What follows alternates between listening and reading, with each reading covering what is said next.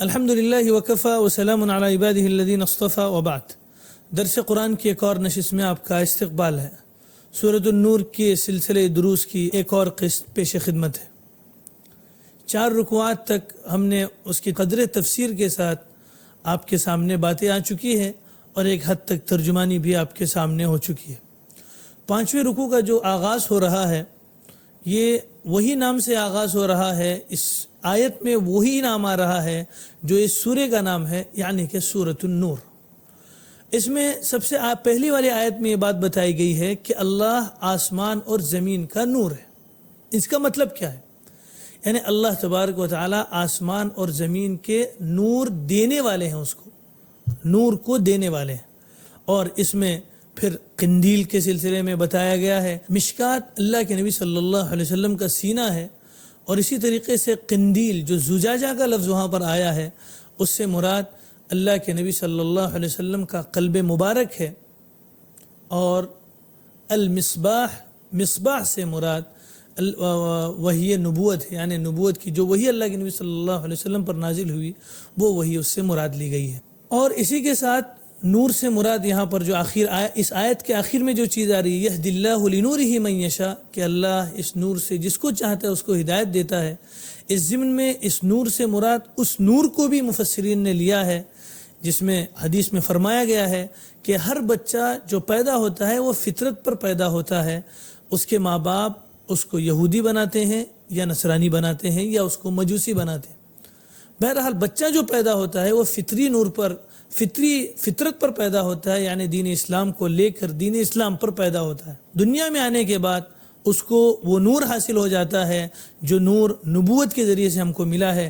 اللہ کے نبی صلی اللہ علیہ وسلم کے واسطے سے جو دین ہم کو ملا ہے وہ دین اس کو جب مل جاتا ہے تو وہ نور علی نور ہو جاتا ہے۔ اس کے پاس جو نور تھا اس نور پر اور زیادتی آ جاتی ہے۔ وہ کس کی زیادتی؟ ایمان کے نور کی زیادتی۔ فطرت پر تو وہ پیدا ہوا ہی تھا، لیکن نور کی جو زیادتی اس میں ہوتی ہے وہ ایمان کے نور کی زیادتی ہوتی ہے، اور اللہ اس نور کے لیے جس کو چاہتا ہے اس کو ہدایت کرتا ہے۔ بسم اللہ الرحمن الرحیم۔ شروع کرتا ہوں اللہ کے نام سے جو بڑا مہربان اور نہایت رحم والا ہے۔ اللہ نور السماوات والارض، اللہ آسمانوں اور زمین کا نور ہے، یعنی اس کو نور دینے والا ہے۔ مثل نورہ کمشکات فیہا مصباح، اس کے نور کی مثال ایسی ہے جیسے ایک طاق ہے جس میں چراغ رکھا گیا ہو۔ المصباح فی زجاجہ، چراغ قندیل میں رکھا گیا ہے۔ الزجاجۃ کأنہا کوکب دری یوقد من شجرۃ مبارکۃ زیتونۃ لا شرقیۃ ولا غربیہ۔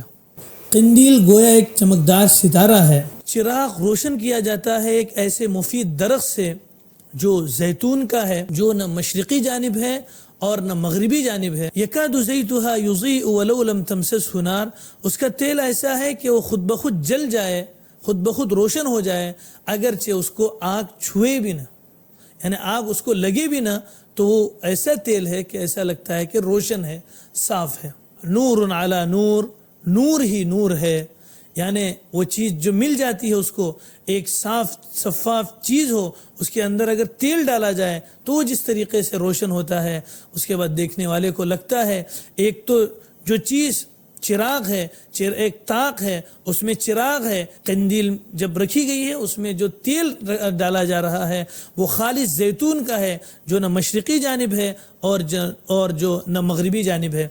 نور علی نور، نور ہی نور ہے۔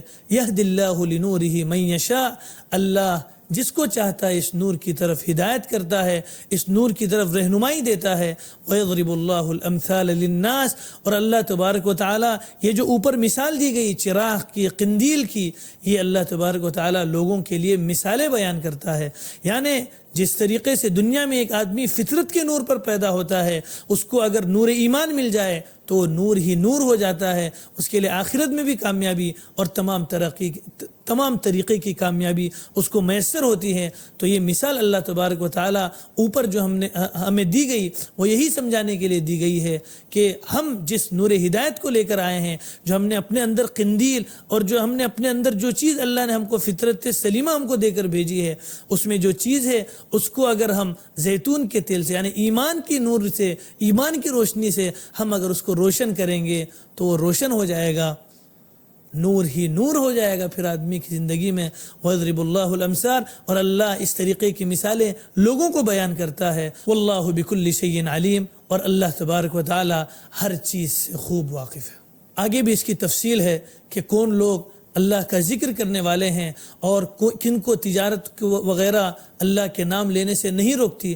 انشاءاللہ ان کی تفصیل کو لے کر ہم آئندہ درس میں آپ کے ساتھ حاضر ہوں گے، اور اس مثال کو بھی آپ کے سامنے، ایک مثال یہ ہو گئی جس کو اللہ تبارک و تعالی ہدایت دیتا ہے تو وہ نور ہی نور ہو جاتا ہے، اور جس کو ہدایت نہیں ملتی اس کی بھی مثال اگلی آیتوں میں بیان کی جا رہی ہے۔ تو ہمارے ساتھ بنے رہیے، انشاءاللہ آئندہ درس میں پھر ملاقات ہوگی۔ والسلام علیکم ورحمۃ اللہ وبرکاتہ۔